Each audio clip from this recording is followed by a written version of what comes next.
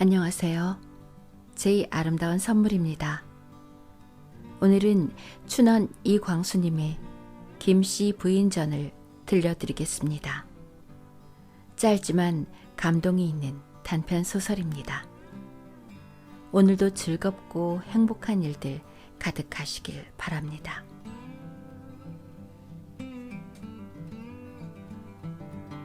김씨 부인전 이광수. 그는 무엇이라고 아명도 있었으나 그것은 그의 친족이나 아는 이름이요. 또 호적상 이름도 있으나 그것은 아마 자기나 마음에 기억하고 있었는지 몰라도 그 자녀들도 들어보지 못하였을 것이다. 그는 3남 2녀를 남기고 늙은 남편보다 먼저 세상을 떠났다. 그의 임종이 심히 아름다웠다 하여서 칭송이 있기 때문에 이 전기를 쓰게 된 것이다. 김씨 부인은 어떤 상인의 셋째 딸로 태어났다. 아들을 기다리던 집이었기 때문에 그의 탄생은 그 집에 환영되지 아니하였다. 벌써 나이 50이 넘은 그의 아버지는 또 딸을 낳았다는 말을 듣고 담뱃대를 물고 에잉 하고 돌아앉았고 그의 어머니는 울었다. 그 형들까지도 그가 나기 때문에 더욱 빛을 잃었다. 이년들 보기 싫다. 저리 가거라. 그들의 아버지는 밥상을 받았다가도 말 같은 딸들이 눈에 보이면 소리소리 질렀다. 그러면 딸들은 건넌방 구석에 들어가 숨었다. 갓난 그만이 이런 줄도 모르고 보채다가는 볼기짝을 손자국이 나도록 얻어맞았다. 김씨 부인의 형들은 하나씩 시집을 갔다. 하나는 벼슬하는 집에 가고 둘째는 아무것도 아니하는 부잣집에 갔다. 시집을 간 뒤에는 집에 오더라도 아버지를 무서워하지 아니하였다. 두 형이 시집을 가고 김씨 부인이 혼자 남게 된 때에는 부모의 귀염도 받을 상 쉽건만은 아들 하나도 없는 집에 계집애 하나만 있는 것이 청승맞게도 보여서 그 아버지는 가끔 양미간을 찌푸렸다. 김씨 부인의 어머니도 벌써 나이가 50이 가까워서 다시 성퇴할 것 같지 아니하게 될 때에 그의 아버지는 딴 계집을 보아 다니는 모양이었다. 그게 무슨 행세요? 그럼 대를 끊으란 말이야? 김씨 부인은 안방에서 그 부모가 이런 말다툼을 하는 것을 가끔 들었고 또 어머니가 계집애를 내세워서 아버지의 뒤를 밟게 하는 것도 보았다. 그러나 남편의 외도를 아내로는 막을 길이 없는 것 같았다. 남편의 염탐꾼으로 내세웠던 계집애가 남편과 하나이 된 줄을 안 그의 어머니는 죽는다고 야단을 하였다. 이러는 동안에 큰형은 무슨 일을 저질렀는지 시집에서 쫓겨왔다. 이것이 더욱 그 아버지를 괴롭게 하여서 더욱 주색의 길에 나서게 하였다. 젊어서부터 근검하여서 자주 성가한 그 아버지가 늦바람이 난 것이었다. 김씨 부인은 그것이 무엇인지를 알만한 나이가 되었다. 의외에도 그 어머니 50이 다 되어서 성퇴를 하였다. 어머니가 아들이나 낳았으면 김씨 부인은 어린 마음에 이렇게 빌고 있었다. 그 어머니가 성퇴한 것을 보고는 아버지의 태도가 돌연히 변하여서 밤에 밖에 나가는 일을 중지하였다. 집안은 다시 활락하게 되었다. 어머니는 절에를 다니고 무당집에를 다녔다. 아버지는 산수를 돌아보기 시작하여서 그 무후한 삼촌의 산수에까지 성무를 하였다. 딸들도 귀염을 받았다. 그러나 어머니는 또 딸을 낳았다. 환영받지 아니하는 생명이 무엇하러 또 이 집에 들어왔는고. 김씨 부인은 울었다. 그 어머니는 미역국밥을 아니 먹는다고 버티었다. 그러나 이제는 마지막이었다. 더 나을 수는 없는 것이었다. 김씨 부인도 시집갈 나이가 되었다. 그는 여러 형제들 중에 가장 얼굴도 어여쁘고 얌전하였다. 학교에 보낼 리도 없지만은 재주가 좋아서 한글을 혼자 깨뜨리고 아버지 몰래 책도 읽었다. 침선도 잘하고 모든 것이 알뜰하였다. 청혼하는 데도 있었다. 그러나 손금장이와 무당의 말이 그는 처추에 시집을 가면 과부가 될 것이라는 것과 북쪽 수성 가진 사람에게 시집을 보내어야 한다는 말을 하였기 때문에 좋은 혼처를 다 물리치고 북방 수성 가진 호라비를 구한 것이었다. 그러한 결과로 그는 홍이라는 어떤 장목전 하는 사람에게로 시집을 갔다. 나이는 15년인가 틀렸다. 18살인 처녀. 40이 훌쩍 넘은 호라비에게 시집을 간다는 것은 결코 기쁜 일은 아니었다. 그러나 김씨 부인은 혼자 울었을 뿐이요. 한마디 항의도 한 일이 없었다. 시집을 가보니 구지레한 헌 문짝과 석가래와 널죽과 기앗장가 이런 것들이 앞을 콱 막고 집이란 것도 친정집에는 비길 수도 없이 적고 더러웠다.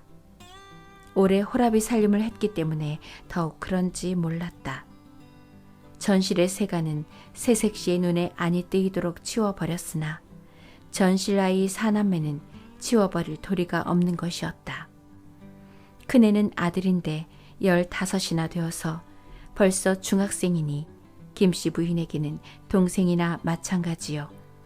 다음으로 딸인데 12살, 그 다음은 또 딸인데 8살, 그 다음은 3살 먹은 아들이었다. 김씨 부인은 시집가는 날부터 을씨년 같았다. 첫날 밤은 그렇지 아니하였으나 이튿날부터 젖먹이를 옆에 누이고 잤다. 친정에서 천덕이 동생을 보아주던 경험이 있기 때문에 젖먹이 돌보기는 그다지 힘들지 아니하였으나 큰 아이들이 말썽이었다. 첫째로 큰 아이들이 어머니라고 부르지를 아니하였고 셋이 한대로 몰려서 이 젊은 계모를 적으로 삼는 것만 같았다. 그래도 김씨 부인은 곧잘 내 아이를 거두었다. 이래 30년에 김씨 부인은 전실소생 네 아이를 다 길러서 성취를 시켰다. 그리고 손주 새끼도 5이나 업어서 길렀고 제 소생도 4이나 낳아서 길렀다. 묻어네 라는 칭찬을 받아온 김씨 부인은 바짝 말라버렸다. 이 가난한 사람 많이 사는 우대에서는 드물게 보는 미인으로 얼굴 잘나고 몸매 나고 재주 있고 한다던 그도 40이 얼마 넘지 아니하여서 아주 노파처럼 바스러지고 말았다.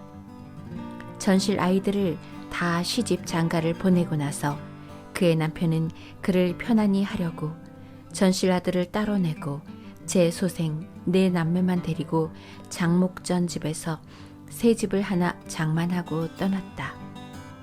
이제 좀 편히 살아봅시다. 남편은 이런 말로 바짝 마른 아내를 위로하였다. 김씨 부인은 머리에 기름도 발라보고 비단옷도 입어보았다. 분도 발라보았다. 그러나 늙고 마른 뒤라 아무런 짓을 하여도 쓸데없었다.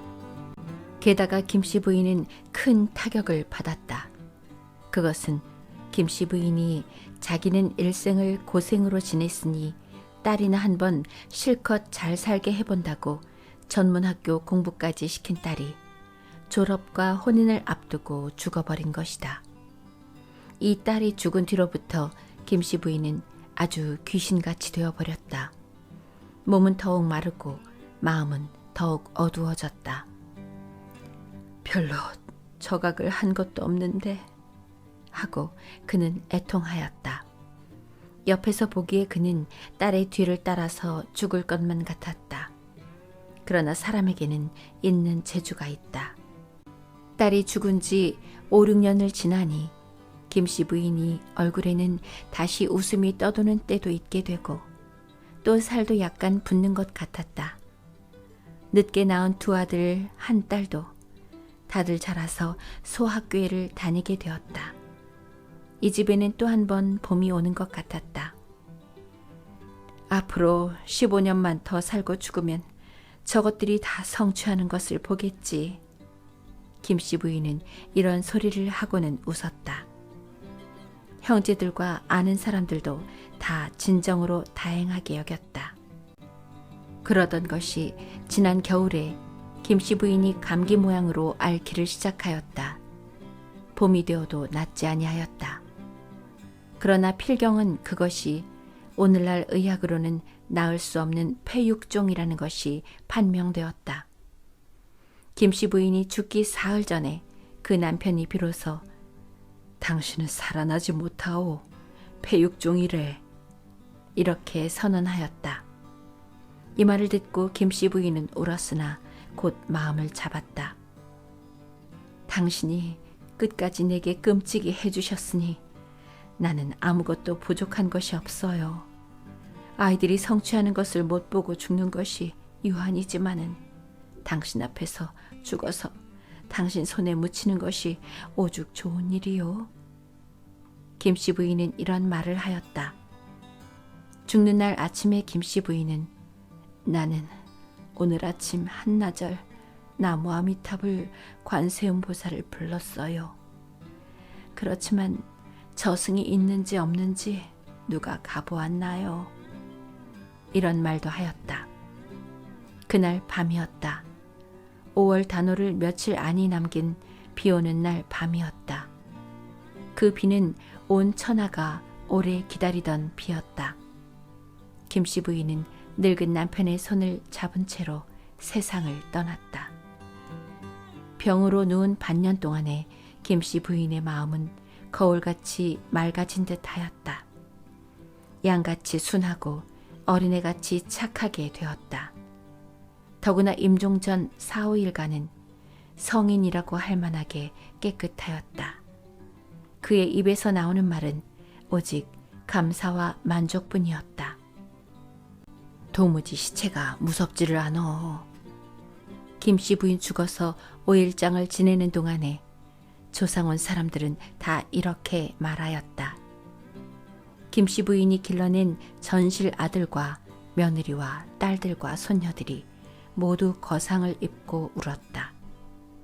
김씨 소생인 자녀들은 아직도 상제 노릇할 나이가 아니었다. 그이가 언제 돌을 닦았을까? 장례날 이런 말이 났다. 전실 자식 사남매를 길러내는 동안이 수도 생활이거든. 어떤 사람이 이렇게 대답하였다. 다들 진심으로 그 말에 고개를 끄덕끄덕 하였다. 1940년 7월 문장 소재.